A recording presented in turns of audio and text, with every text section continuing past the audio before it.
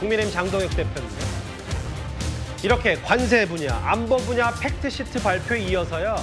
오늘 한미 양국은 이른바 대미 전략투자 양해각서에도 서명을 했습니다. 조금 전에 김정관 산업통상자원부 장관은 이런 말을 했습니다. 3,500억 불 규모의 전략적 투자는 2천억 불의 투자와 1,500억 불의 조선협력 투자로 구성됩니다. 사업 추진에 필요한 자금은 미국의 투자처 선정 통지를 받은 날로부터 최소 45 영업일이 경과한 날 납입합니다.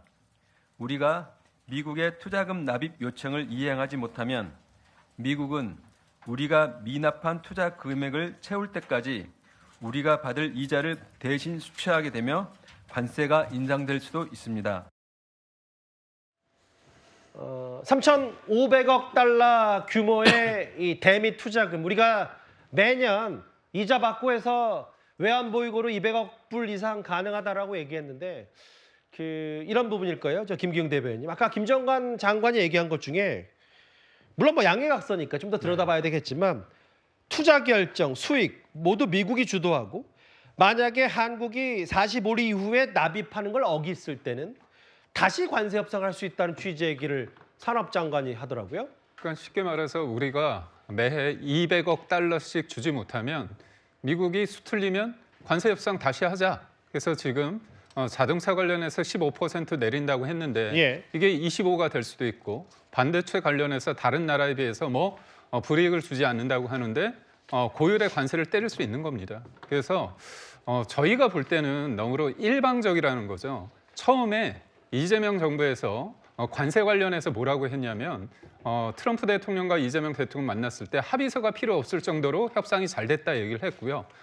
처음에 미국에 3,500억 달러를 투자한다고 했을 때 현금 비중이 과연 어느 정도냐 했을 때 김영범 정책실장이 아주 당당하게 현금 비중은 5% 미만이라고 했습니다. 3,500억 달러의 5%는 175억 달러거든요. 그런데 우리가 한 해만 200억 달러씩 현금으로 200억 달러를 매해 10년 동안 주는 겁니다. 2천억 달러죠. 그거는 처음에 얘기했던 5%에 비한다면 57%에 이르는 큰 금액입니다. 그런데 이거 관련해 가지고 본인들은 잘했다고 하는 얘기고 심지어 오늘 구체적으로 얘기한 상황 속에서 우리가 해마다 200억 달러를 제대로 안 하면 미국에서는 수틀리면 다시 관세 협상하고 그 투자 금액에 대한 모든 것들의 결정을 미국이 한다고 얘기했다면 표현이 좀 거칠 수 있지만 우리는 돈만 내는 일종의 호구가 아닌가 그런 비판도 나오지 않을까 싶습니다. 좀 정리를 해볼까요? 중간 정리. 여선행 장관님. 15%를 관세 내린 자동차, 반도체 관련도 긍정적인 평가가 나왔고 두 번째는 앞서 말씀드렸던 안보 분야 팩트시트, 핵잠수함 건조율 승인을 문서화, 명문했다는 것도 꽤 적지 않은 점수를 분명히 줄 수 있을 것 같은데 다 나머지 핵잠수함 건조 장소 시기뿐만 아니라 지금 보시는 것처럼 MOU, 이 대미 투자에 관련된 양해각서에서도 너무 미국이 주도권을 갖고 있지 않냐는 시각에 대해서는 어떻게 판단하시겠어요? 그거는 한미 간에 약간 국력의 격차가 있지 않습니까? 오늘 이재명 대통령의 기자간담회 속에서도 국력을 키워야겠다는 생각이 되게 많이 들었다. 그리고 팩트시트가 왜 늦게 나왔냐? 미국에서도 정부 간에 한국에게 더 많이 뭔가 유리하게 주는 거에 대한 반발이 있었을 수도 있다. 이런 언급을 조금 했었거든요. 저는 당연히 그 부분이 좀 반영돼야 된다고 보고요. 그리고 특히나 미국이 이 관세를 대한민국한테만 이렇게 부과한 것이 아니라 다른 나라 유럽이나 아니면 일본이랑 비교해 봤을 때 과연 이게 아주 나쁜 협상이냐 아니면 이렇게 따져본다고 하면은 많은 국민들이 우리가 굉장히 선방했다 이렇게 좀 평가할 수 있을 것 같습니다. 그러게요. 저희가 이제 여야의 공방을 떠나서 실제로 나와 있는 팩트시트 안에만 있는 문구에 상당히 집중해서 계산기도 두드려보고 주판을도 튕겨보고 하고 있는데 앞으로 그럼 대미 투자 매년 200억 달러에 대한 대미 투자금을 매년 잘 준비할 수 있는지 돈은 어디서 나올 건지 이런 부분도 추후에 논의돼야 되겠죠. 일단 이렇게 팩트시트 나왔습니다. 야당에선 비준은 반드시 받아야 된다고 말한 반면에 오늘 이재명 대통령이 20분간 직접 이 팩트시트를 발표했는데 대통령이 이런 말도 했습니다. 그리고 정말로 어려웠던 것은 빨리 합의해라. 빨리 하지 못하는 게 무능한 거다. 상대방의 요구를 빨리빨리 들어줘라. 이런 취지의 압박을 내부에서 가하는 그런 상황들이 참으로 힘들었습니다.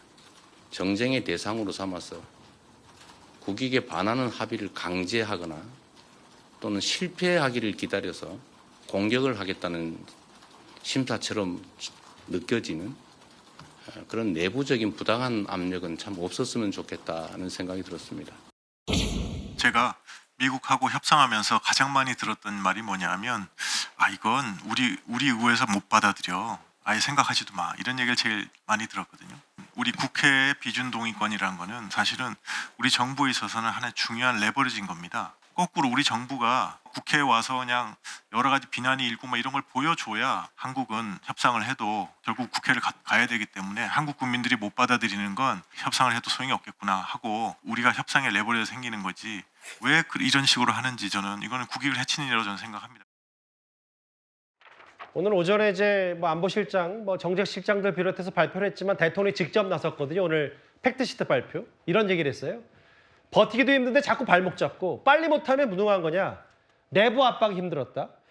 실패를 기다려 공격하는 식의 이런 외교 안보 분야, 국익을 중시하는 이런 협상에서는 진보 보수할 것 없이 초당적 협력이 중요한데 내부에 부당 압력이 없었으면 한다라고 장현주 변호사님, 대통령이 아마 야당을 겨냥한 것 같아요. 일단 국민들께서도 저 메시지를 보시면서 많은 생각하셨을 거라고 저는 생각 듭니다.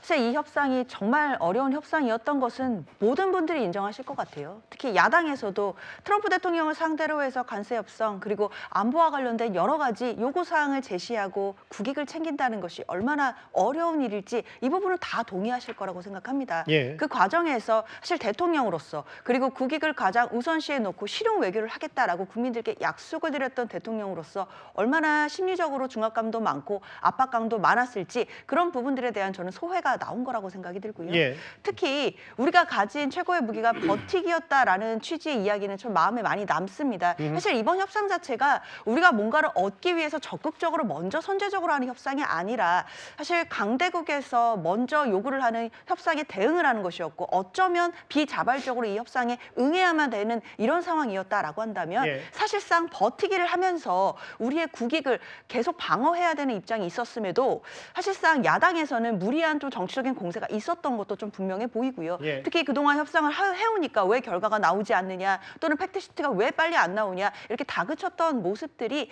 사실 오늘 좀 그 모습 자체가 좀 무력해진 것 아닌가라는 생각이 들고요. 좀 대통령의 또 허심탄회한 소회가 국민들께도 저는 많은 울림이 있을 거라고 생각합니다. 저도 그 부분은 동의해요. 그러니까 이 관세 안보 협상 팩트시트가 나오는 과정 그리고 이게 우리가 원해서 했던 협상이 아니라 대통령 직접 언급했던 비자발적 협상이기 때문에 아예 전선이 협상 테이블에서 5대5로 놓여지지 않고 국력도 있고 최근 트럼프 대통령이 유럽뿐만 아니라 일본 마치 이제 감나라 배나라 수준의 압박을 펼치기 때문에 여기까지 전선을 펼치는 게 힘들었다. 근데 왜 야당은 내부에서 비난의 화살을 자국 정부에게 쏟냐라는 얘기를 대통령이 직접 한 거예요. 대통령의 목소리는 이렇고요. 최성평. 네. 근데 이제 이런 부분은 있어요. 사실 애초에 그 관세 협상 막 진행됐을 때 여권 내부에서도 비준 잘 받겠다 노력했다고 했다가 다시 뒤집었거든요. 그 내부에서도 이게 비준을 받는 문제인지 안 문제였던지 혼선이 좀 있었고. 근데 아까 이제 김건 의원 얘기 중에 외교관 출신인 국회 비준이 빠지는 건 국익을 해치는 일이다.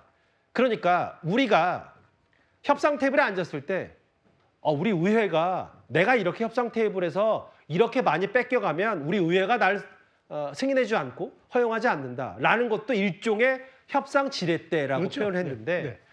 이걸 또 비준 안 받는 문제를 두고 아마 정치권이 좀 시끄러울 것 같거든요. 근데 우리 헌법에 규정돼 있잖아요. 헌법 60조에 국가의 대규모 재정적 부담을 지우는 것과 국민들이 그것을 감내해야 되는 부분에 대해서는 반드시 국회의 비준을 거치도록 돼 있습니다. 근데 예. 이게 나쁜 게 아니에요. 미국을 압박할 때 얼마나 유용한 이게 레버리지입니까? 자, 우리 국민들이 예. 이거 굉장히 우리 압박하고 감시합니다. 그러니까 이거 허투루 쓰면 안 되기 때문에 우리 국회 비준 거친 거니까 미국 이건 잘 알아서 투자금 할 때나 뭐 할 때나 다 해줘야 돼요. 오히려 야당 핑계대고 미국을 압박할 수 있는 거죠. 일본도 보면은 그 미국이 돈을 가지고 투자하는 투자위원회는 전부 미국 그 상무장관이 주도를 합니다. 그리고 나중에 사후 심의를 이제 일본 정부가 참여해서 하는데 우리도 비슷한 유사한 사례를 갖게 될 거라고 저도 생각하는데 그렇다면 더더군다나 이거는 우리한테 유효한 레버리지가 되는 거죠. 야당 핑계대고 국민들 눈치 봐야 된다고 얘기하면서 거꾸로 이런 부분에 대해서는 말하자면 이러니까 미국 정부가 이 돈을 잘 쓰고 유용하게 쓰고 우리가 늘 국민에게 눈치를 봐야 되는 걸 감안해달라. 얼마나 좋은 일입니까? 오히려 야당 핑계대고 국민 핑계대면서 정부의 협상력을 높이는 건데 왜 이거를 지금 그때는 맞고 지금은 틀리다는 식으로 이걸 선별적으로 판단하는지 전 이해가 사실 안 됩니다. 예, 저희가 비교적 보수적으로 팩트 시트에 있는 내용만을 중심으로 여러 가지 이번 관세 안보 분야의 팩트 시트 대미 협상과 그리고 대미 투자금 양해각서 얘기를 하나하나 만나봤는데 정말 180도 엇갈리고 있어요. 여야의 반응이. 저희는 뭐 정치권 얘기보다는 숫자에 집중해서 하나하나 살펴봤습니다.